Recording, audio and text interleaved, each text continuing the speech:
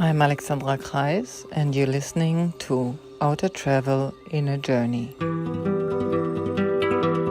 Journeying now for 30 years into the life and practice of yoga, I have met many who have taken interesting turns, went past extraordinary bumps, and reached unexpected places.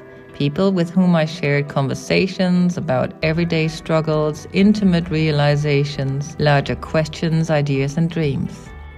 So today, I'm passing on the mic to one of them so we could hear and celebrate the wisdom in people's differences and experiences.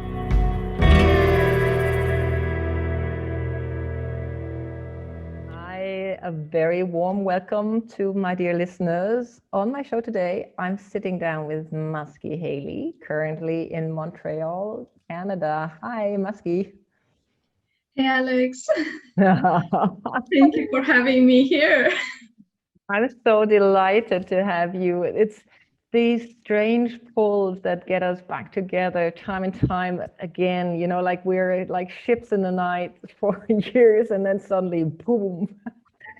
And we get together and everything explodes in a beautiful, self-expressive manner. So for those who want to follow what we're talking about, well, Maski used to be a couch surfer. I met her in India back then. And we were just talking that even when she was studying and growing up, where she grew up in Canada, she felt like, or you felt, sorry, your presence, so I might address that to you as well. But you said earlier you felt that it was hard to identify with where you were and, you know, the whole cultural background. And so the traveling became your identification, your self-identification, right? Is that right? Yeah, I'm going to correct that one a little bit because I was born and raised in Ethiopia. I didn't know that bit. Yeah, I thought you were moving on straight to Canada. So yeah, born and raised in Ethiopia. Yeah. Yeah, I was raised in Ethiopia, and I grew up with Ethiopian culture, definitely. So, but I grew up very quick. Because of my circumstance around, and also the knowingness, like what outside happening and what I was feeling, even as a kid, was two different things. So I grew up thinking, oh, where do I belong?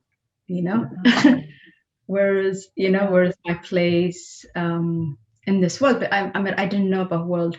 I think that's the reason I created this world in my mind. And then I said, I'm going to travel the world and see it. So that's been my biggest dream. Yeah. And then how I ended up going out and just traveling.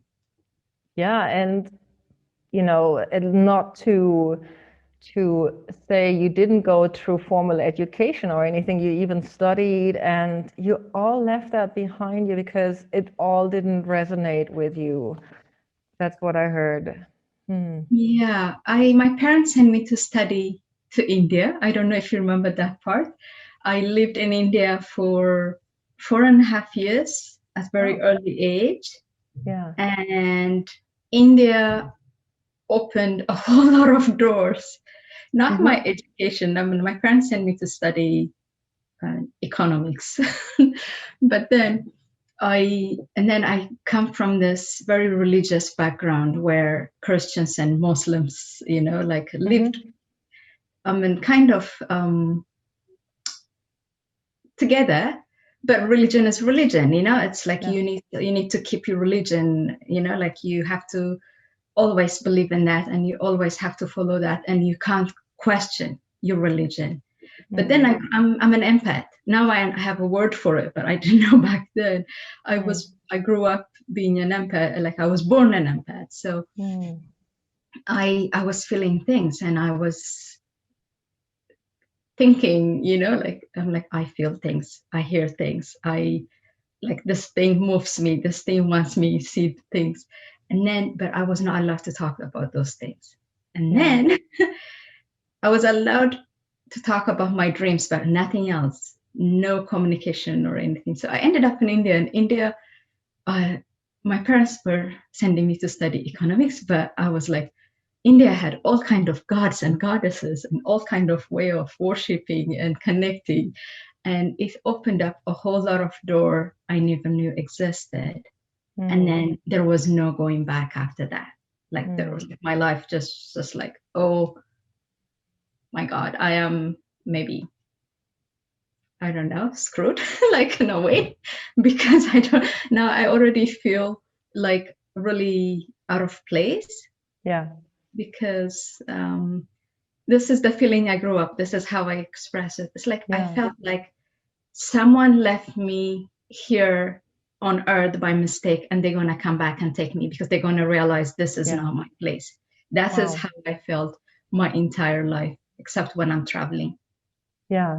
And what was so special for you, or what made you feel at home in traveling? Because it's also earthly. I mean, you're talking about feeling like really lifted, these people that look almost like angels. You know, I was thinking about one of my other podcast interviewee, and when I look at her, I always see this kind of really fair being, you know, like almost translucent. It's so funny. And now you're expressing the same. So what did traveling give you? Oh, traveling gave me everything that I needed. It gave me the inspiration, like my eyes are able to see different things. I'm able to think about different things, like the flexibility to move through everything, but still being very aware of it and being, and also that feeling of oneness that I've always grew up with. And I question, like, where is the oneness? Where, you know, because you see what's happening around the world. But then when I travel, people are kind. They opened up their homes, they opened up their, you know, like I have this deep conversation that fills my soul. And I'm like, oh, I can breathe again. Now I can go and live for a few months outside this. I can handle it because I have this connection that I've made, and knowing that there are people like me. Yeah. We might not look the same way, but we have the same understanding. So I am not crazy. Yeah. The reassurance that you sometimes don't find in the school upbringing, or as you say, you know, in your cultural upbringing.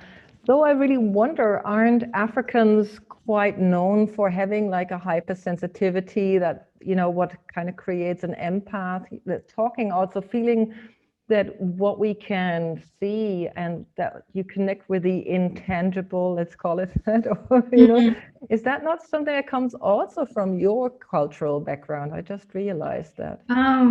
No, unfortunately or fortunately, I don't know. Like I didn't grow up really in that environment. And then even after I grew up, even now, I still, it's very hard to have those conversations with my family or friends in so many ways. Like, it can't be just a conversation like they would. I mean, religion is a big thing. Yeah. Yeah. It just grew on me because we do also have a daughter that comes from Africa. And, you know, I could see she has the same keynotes of being an empath and not quite sure how she should kind of hold that space for herself. That's why I wanted to ask you, and to me, so I made 1 and 1 too, so which is not what it is often. But even in India, when you look at, that was the first thing that surprised me. You know, I came to India studying yoga and knowing what I knew about India, and then I saw this whole culture of people trying to aspire to be like Caucasian people, you know, like, or to be like the Americans or the Europeans, and not knowing a thing about what I knew. And that was like, okay, so let's kind of be real here. It's not happening in countries, it's happening to people, these insights and these connections and these that search that you've been on, like meeting like spirited people. For how many years was that? It's a journey. I mean, I made it a point because I felt like that was the only way I could survive. Yeah. Of course, because I have this nudge. It's not even, after sometimes, you know, it was like, okay, yes, it was a dream to travel, but then after sometimes it became like a pilgrimage for me. Mm-hmm. And then I feel guided, and then I would just show up, and then I would just say, okay, I'm here. Like most of the time, I wouldn't know why I'm there, to be honest. Yeah. But I know I'm supposed to be there. And then things unfold, and then I'm like, oh, I get it now.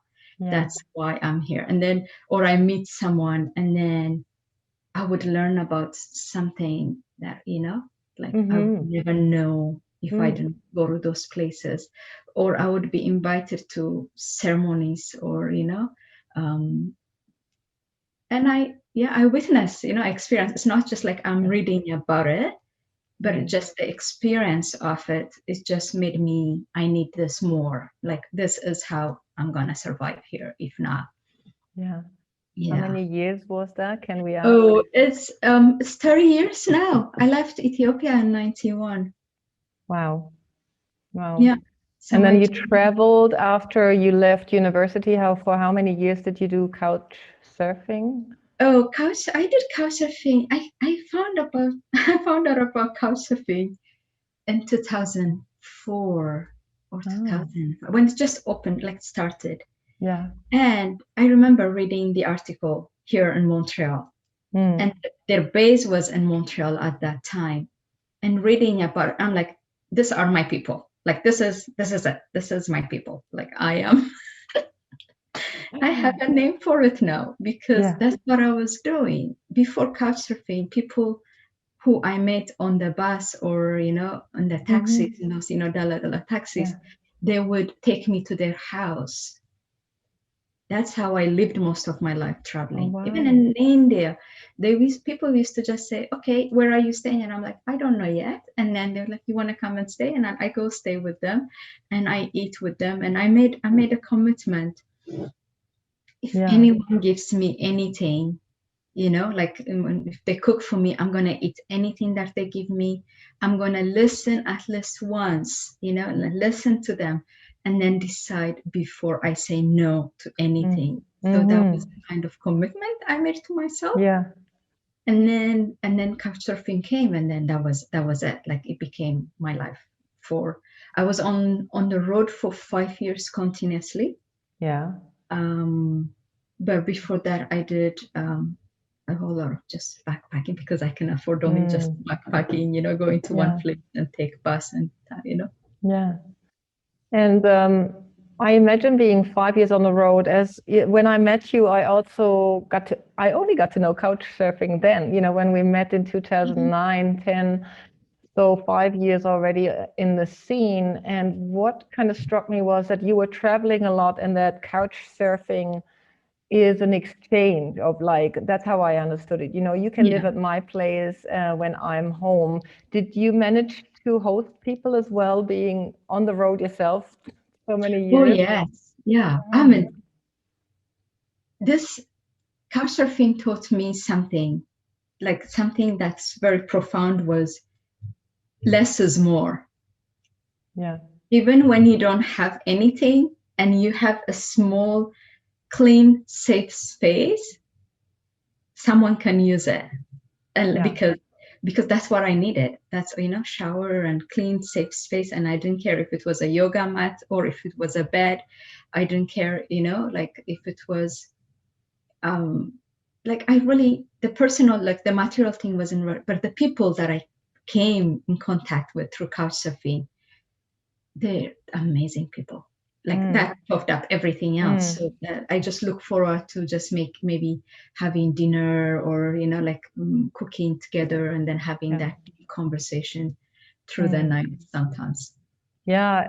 So being fueled by life itself, and by life stories, and the simplicity of life, once we kind of cover all the bases, know where to sleep, know what we have in food, feel safe. That is like the three main values. And then, of course, relationships is next, at least from an Ayurvedic standpoint. They call them the 4 pillars of life.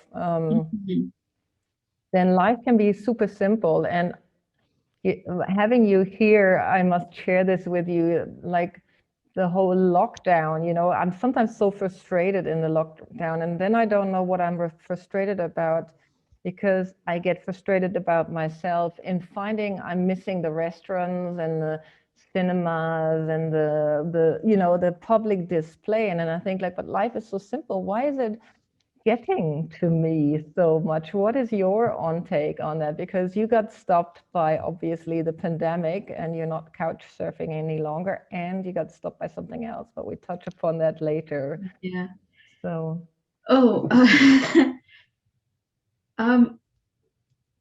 the lockdown. The lockdown came. I'm gonna laugh. lockdown. It's just Listen, like the people, lockdown the came to me. lockdown. Yeah, it came to me while I was, kind of self-isolating already. Yes.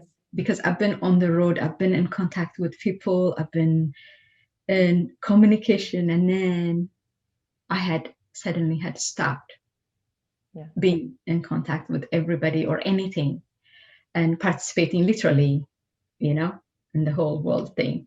And while I was still healing from that, the lockdown happened, and I felt like, wow, I'm okay. I'm okay where I am, because what I think most people didn't know about me is I travel. Yes, I'm in contact with people all the time, but I'm also someone who needs my own space to be quiet. I need to be quiet because I'm full 100%. There's no in between for me. So I can just go full out or full in. So I was like, at this point, I was really fully in, and then the lockdown. And at the beginning, it didn't affect me that much. Now where I am, yes, I do miss some of the things. Yeah. But I also feel like it's a grace. It's a grace to us in some ways. There's so much loss and there's so much pain around all this, but there's also grace within all this thing, because it's like opportunity given to us, like literally to humankind, to go within and then search for more answer from within than outside, because we did that. Like I felt like, oh, we really focused so much outside. It was time for us to go a little bit within. So yeah, I have my days. It's winter here, so being indoors always really, really affects the mental health, Yes. It's, having not so much movement and it's cold probably itself. that. Sorry. Yeah, and it's probably that pulsation, because I identify as an empath as much as you do, and it's the reason to be why I need a pulse. I need a pulse to my life, and the pulse is like, I like to engage with people, I like to see people, and then I need to absorb it because there's only so much I can let in, and that being alone becomes my absorption. So yeah, first round lockdown was fine here in Germany. So I don't know how many lockdowns you had, but we're here in our third round. And I think it's the pulse of just naturally being with people or with a crowd of people that I'm really missing. So the pulse is taken away next to all the logical things that we need, more movement. I notice how much I must have moved, because even though I'm doing practices, body practices, it's still not enough, In Ireland, they call it the COVID stone, that kind of extra weight. I love it, that expression. And it feels like everybody is getting to that issue anyhow. But enough about COVID. Let's kind of hear what stopped you in the first place, because this was also something we wanted to talk about today. What happened? I mean, growing up as an empath, that like we have this ability to observe everything, all kind of pains, all kind of, and then I come back and then I try to make sense things through my head sometimes. It's just like I think about it, or like, what am I gonna do about this thing? It feels like I've carried everything that I see and I bring, and then suddenly it was in my body. And then and also it became like a question for me. Okay, I have taken so much from the world. In what way am I giving back? Because I can never be able to repay what the world has given me, because I've got so much out of it. But I felt like at one point maybe it was not enough for me to just go around, but I need to give back. And then the one thing I had promised, before I lost my mom, I've lost my mother to cancer. Before she passed on, I had promised I was going to write a book about my traveling, because my traveling was something my family never understood. You know, I come from a culture, there's no traveling for sake of traveling. You travel because you have work or education, you know. So each decision I made to follow my heart was against my parents' will. Because they've done their job, you know, what they do in their own way, because they have sent, you know, like they've spent their money, they've invested their energy and time to educate me, but I didn't choose that path. So there was a conflict of obviously about the way, you know, I was living my life. But then also not really following traditional thing, because we are a girl, you know, like you go to school and then you get married and then you bring grandchildren to the, you know, to the world. And I wasn't signing up to that too. So all that and then a lot more, you know, childhood traumas had contributed for me to live this kind of isolated, but being in the world, because the world feels safe for me, but I don't feel safe in one place. It just, my life doesn't make sense in one country when I stay more than 2-3 years. But when I am exploring and I'm meeting and, you know, I'm connecting with other people, that made sense. But then until I started writing that book. And then the book, the book was supposed to be in my head. Okay, it's gonna be from, you know, from this. I did backpack, you know, through Africa on, you know, as a woman, and then they say, okay, like then, okay, I'm just gonna write, detail what people write, like this is where I went and this is where I ate, and like kind of. But then the book came out differently. It touched about it brought up a lot of childhood pain, and it brought up the, you know, like the way how I felt and moved in the world, because I just didn't have a lot of understanding and support from others, because then I felt like I've been explaining and justifying who I am and what I'm doing, and I felt like I'm done, like I can't do this. I love the way, like I got whatever I want. It's like, if I have a purpose, show me now, I would do it. If not, I'm not interested being here. So, but then I started writing the book, and then through that, like I found out I was diagnosed with fibromyalgia when that happened. And then I said, fibromyalgia, like I can't get fibromyalgia. This is what I thought. Like I'm okay. Like I should be fine. I should be okay, because I'm doing a lot of work, you know, like inner work, because I was deeply in my journey. And then, okay, maybe I don't have a very balanced life, what people balance, you know, what they call balance. But I felt this can't happen to me, like, you know. And then when I kind of came around to it, okay, why not? Why can't fibromyalgia can happen to me? And then it was a whole lot of understanding, you know, like at the beginning I was fighting it, and then I couldn't understand it or recognize it. But then later on, then everything unfolded.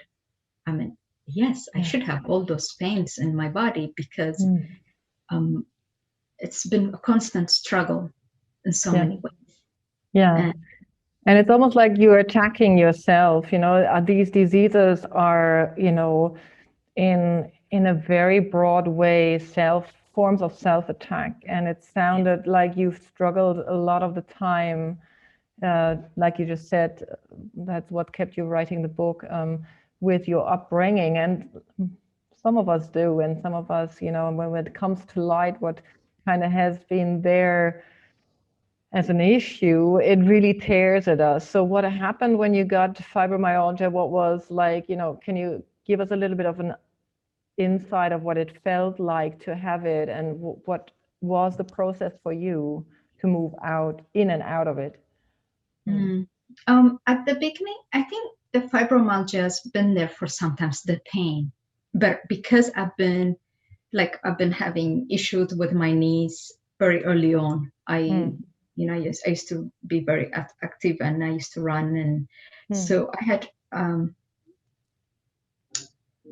a lot of injuries in my body. So pain is not something I am, I'm immune to. Like I could feel it, and then I have this tendency of ignoring a lot of pain, because if I'm like, all I focus was like getting my next plane ticket or bus ticket to my next country. So I would just numb it, like maybe my knees numb. Like I used to take Advil at the beginning for my knees quite a lot. So I didn't know the damage that was happening in my body, even carrying my backpack for years, Yeah. So when I found out about fibromyalgia and I started really digging deeper a little bit about the pains, and I'm like, oh, I know some of those things. But when it hit me the first time, it just didn't come just like with small pains around my body, or there's just the pain. It just became, I woke up one day and I'm like, I had no idea who I am and why I'm here. Like seriously, I didn't know. Yeah.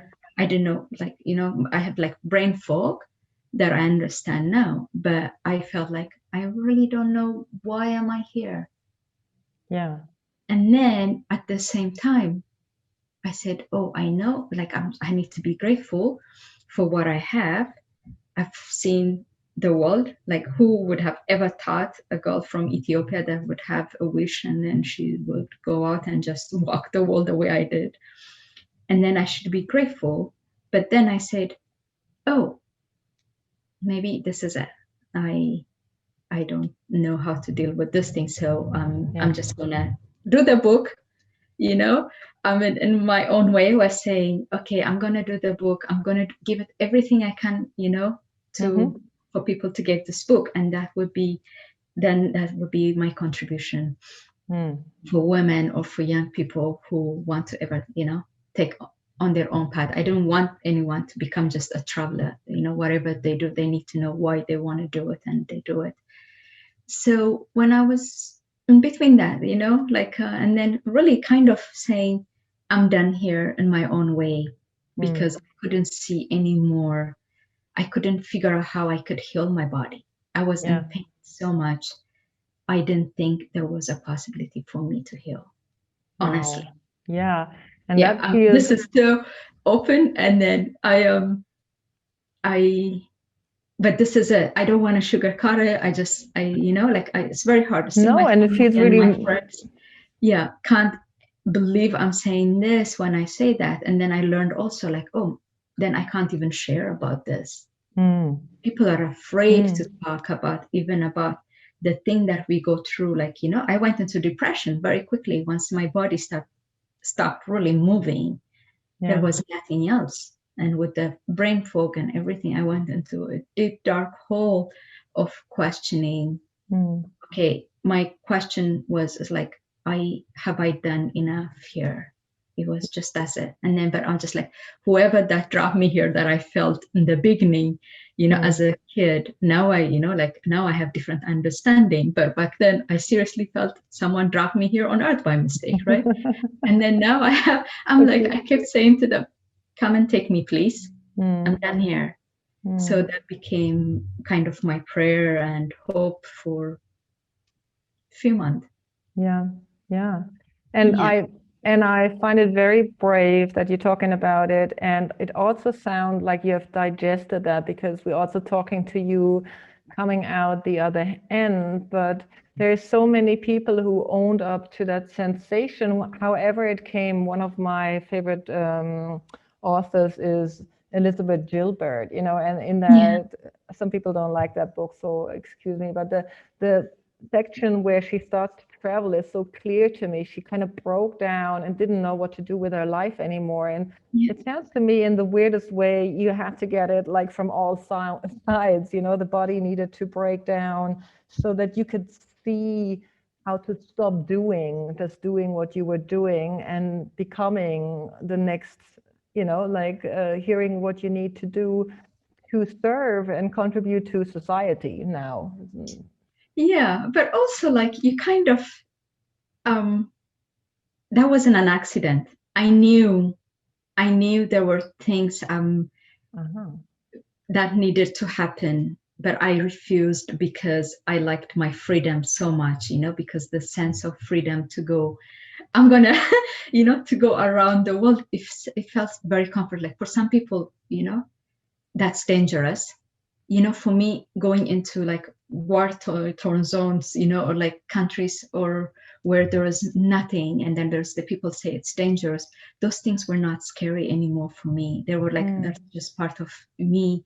I could go, and my dad would never scare me, but it was what did scare me for other people, like people around me, my family. I would worry about that, but my dad, it would never worries me. But then the path sometimes requires more saying yes, the path amount, like, you just have to own your gift and power. And then I said to myself, if I do that, where am I going to fit in? I don't already have a place here, but if I openly say, oh, this is what I feel, this is what I hear, this is what I can, if I really listen and I start writing what I hear, then I felt, okay, I am now, like I have families around the world that I created, which I'm so grateful about. But for some reason, it still felt like, how can I, I came from there. Yeah. Like I kept going back to my childhood. And so. Yeah. Are we talking about that you feel you are becoming more a writer, and in writing you do healing, or, offer also healing in different forms? Is that what was calling you at the time? It's all of them. The healing part and the writing is more important, which I avoided most of the time. And I needed to go through the pain, I guess. And what was it? You said there were signs, so I'm curious, sorry, if you don't feel like answering it, but what were the signs where you thought, like, I should be writing and I'm not doing it because I love my freedom? How did you notice? Oh, because I always have a voice that, like, I could have written by now, like how many books, like anybody else, because if we listen, we will always write, and maybe some people more than other people. But I feel like for me, that was something, a kind of a gift that I needed to explore. But then I didn't want to give it a lot of time, because some of the things, even writing my journals, it just scares me, because those are not the topics people like I said, like even talking about depression, my own depression or my own pain, I cannot just talk about it very openly, because it makes a lot of people uncomfortable. Yeah. And that is amazing, because there's so much effort, or there's been so much effort made to accept depression in life. You see these frequent posts even on social media, and there is a movement. I know that in Ireland it's a big thing, like that a lot of people end up being so deeply depressed that they want to go, and they manage to. And I find that so humbling, why we are not able to talk about what people go through. It's so scary for everybody, and it might be triggering people really to look a little bit deeper down their own rabbit hole. I don't know what it is. I mean, I don't want to accuse anybody of not participating, but I know that it's hard for people to listen to these stories, and they are so necessary to listen to. It's also like when people have already boxed you, in in their own way, it's very hard for them to see you differently.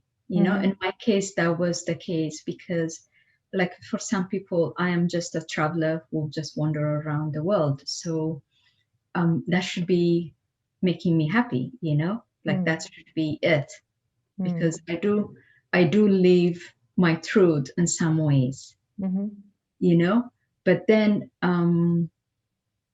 but if I say, oh, but this is how I feel right now, then they're like, but you shouldn't feel like that way. It's like Yeah. You're Maski, Yeah. And I kept telling myself, oh, I'm Maski, I shouldn't feel pain. I'm Maski because I did things that nobody expecting me to do. Or it's not about anybody else, it's also about like me also. Like I never thought I could be able to do the things I was doing. Yeah. So I was just like, oh, maybe they're right and I'm wrong because they think, like I shouldn't feel this way. I shouldn't have pain. I shouldn't feel this way because, but then feeling is feeling. And then when I really felt like I don't want to be here, it was nothing else was coming into my head. Nothing else. I don't want to be here. So we need to have those conversations. I know it's, but the reason I feel like having this conversation is there is hope though. That was a year ago, a year and a half ago or something. And then when I see where I am now, no, we can come out of that space. Yeah. And that space is not designated only for few people who maybe just live their life the way I did, or they work hard and then, like, no, it could be anybody. And we need to start having that conversation to help. Yeah. Congratulations, first of all, that you managed to come forward and out of that stage of the small death almost, like it's like there's different phases of dying, and having lived a kind of spiritual seeker life, like for so long myself now, almost 30 years, I notice how important this part of dying is, and sometimes it's been ripped of us in a strange manner, as you say. We fall into a mental hole, where we feel like, oh, but I want to go this way, and I'm not that person anymore, and now, where to go from here? That we are, like particular women, we need to bring up such an effort sometimes to be seen in society. So, and once we got where we are, we self-identify, as you said, and that self-identification is very hard to let go, because the ego becomes stronger and stronger, and willpower is probably one of your and my forte, for example, so yeah, we can pound on for a while until we get the different message. Yeah. Oh yeah, but the message for me, it would continue. Once I started gaining my clarity a little bit, and then my body back slowly, it was very clear. It was very clear. A year ago from now, I have to say, I met someone who, like unexpectedly, she came into my life, and she started doing work with me, like healing work. And then that healing work really revealed quite a lot, and confirmed quite a lot for me. And I feel like, oh, okay, I get it. I get it. I mean, I'm gonna say they, because I know I'm connected to my guides, and like I with my ancestors, like in a different way than and openly I can talk about it. And the healing that started coming, the things that they started showing me, what are the things that were really creating that pain within me. And then the teachers that came throughout through my life, to lead me in this path. There's so much, gift in that. It's so painful. I mean, I would never want anyone to go through that ever, but most people do. We all do. There's times that we go through that pain, that darkness, that dark space. But when we come out of it, there is this gift of seeing what your journey was all about. Yeah. And just to inform the listener, we're not talking about Maski just lying down for a week or a month. You were like in self-isolation. What did you tell me? 8 months or longer? Oh, the first 8 months, and then now I'm still pretty much in self-isolation. Now I'm out, but because of COVID, for about a year or a few months, yeah. No, it didn't come easily, darling. Because sometimes also we can be very stubborn. I'm not one of those people who surrender very easily. I need reasons. Tell me about it. Yeah. So the knock was like very hard, and they're like, okay. Yeah. So some people swim more easily with the suggestions, others don't. But we all have our little path to go, right? It's never the same. No. Never the same. But it's been quite a while since we've been talking. So can you just mention the title of the book, since it was mentioned a few times, so people know what to look for if they're interested? What was the book you've been writing? My book? Yeah. It's called Abyssinian Nomad. Abyssinian Nomad by Abyssinian Maskarm. Nomad. Ethiopia used to be called Abyssinian in ancient time. So it's based on my experience, and it's a true story, but the title is also because Abyssinian, I'm from Ethiopia, and a lot of people call me Nomad. So yes. Yeah. And is there anything you want to leave for our listener? I always ask for a closing word, like a word of advice or some, I don't know, form of closing this conversation for everybody. Yeah, first I really want to thank you for this. It's not only I get to reconnect with you and come into your life once again, but also for the work you've been doing and the light that you shine through your work and through being you. I'm so grateful for this opportunity, Alex. Thank you. Yeah, it means a lot for me because I value each and every connection. That's what it truly fed my soul. It's through those connections that I'm still here. Yeah. Sorry. What I would say for you listeners,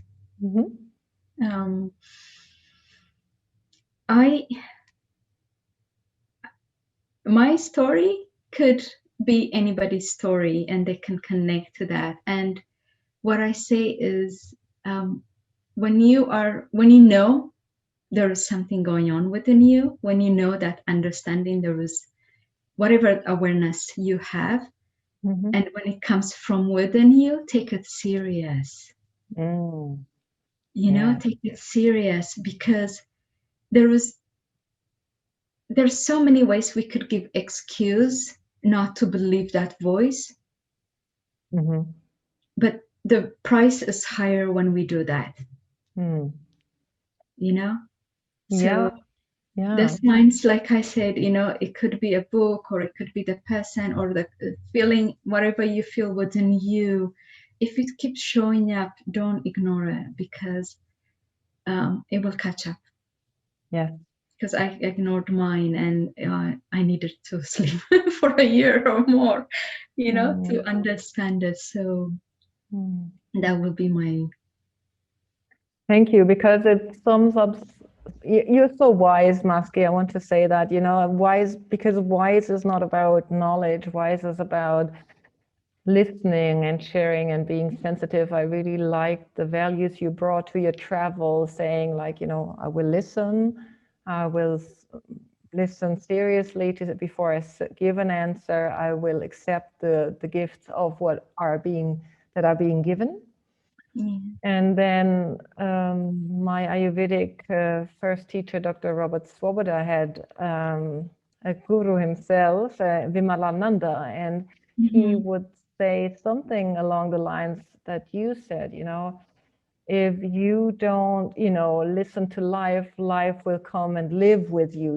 It's almost like if the prophet doesn't come to the mountain will come to the prophet. In some ways, we will all live, come to a halt if we're not listening to those inner voices. And so there is no formula in life. There's just different sounds of expressions. Thank you colors. for sharing that. Actually, that really sums it up so well. I hope it does. Well, thank you once again. I'm so touched by your story, and of course that we were allowed to listen to you, and that you made time. And I'm looking forward to more conversations with you again very soon, Thank Maski. you, Alex, for the Great. time you take to communicate. Yeah. And thank you, listener, for again being here and following. And yeah, let us know your thoughts. If you have questions, we're here for you. If you enjoy listening to my podcast, please consider to become a patron at patreon.com/Alexandra Kreis and pledge your donation.